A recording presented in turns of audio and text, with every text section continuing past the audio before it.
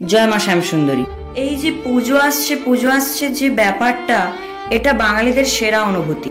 TV খুললেই ঢাকের শব্দ।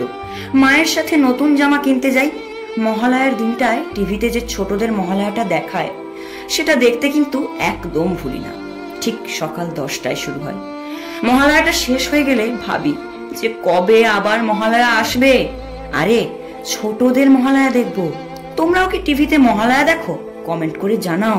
মা দিদিরা পাড়ার কাকুর কাছে চুড়ি মালা টিপ দরদাম করে কিনতে যায়, আর আমি আর বাবা মা দিদিদের সাথে ঘুগনি খেতে খুব পছন্দ করি। তোমরা খাও, যেটাকে চটপটি বলে। সময় কখন যে বিকেল 4টা থেকে রাত 12টা বেজে যেত বুঝতেই পারতাম না।